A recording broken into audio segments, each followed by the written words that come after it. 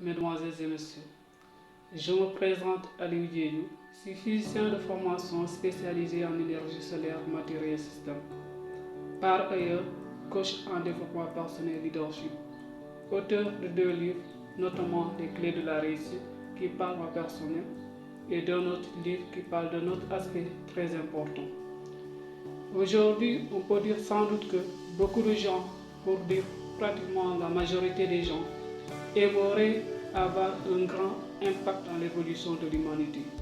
C'est pourquoi il est très important d'incarner un certain leadership. Le second livre, Leadership se cultive.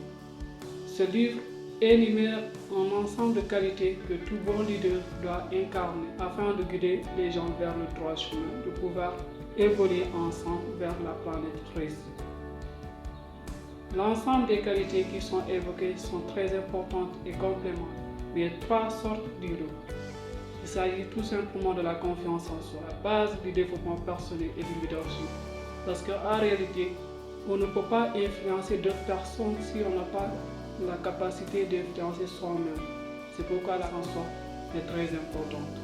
Au-delà de notre capacité à influencer les gens, il y a tout simplement notre audace. Sans confiance en soi, on ne pourra pas parler d'audace, on ne pourra pas parler de quelque chose de différent, on ne pourra pas parler d'entreprendre. C'est pourquoi c'est la base. Le deuxième aspect aussi important, c'est le culte du travail. Le culte du travail nous ouvre les portes à la quête perpétuelle des connaissances.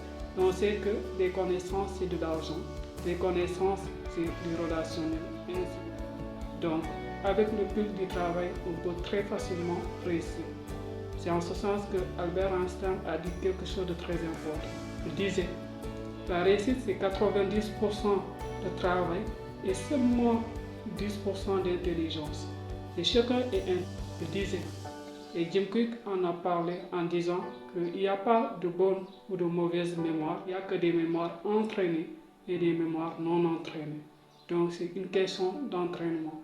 Donc il faut aimer travailler si on veut vraiment devenir un très grand leader. Mais nous vivons en société. De cette vie en société, il y aura des incompréhensions, il y aura des jugements, des critiques.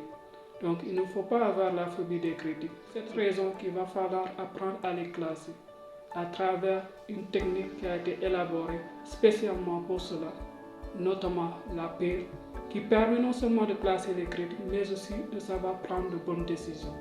Sur cela, je vous remercie de votre aimable attention.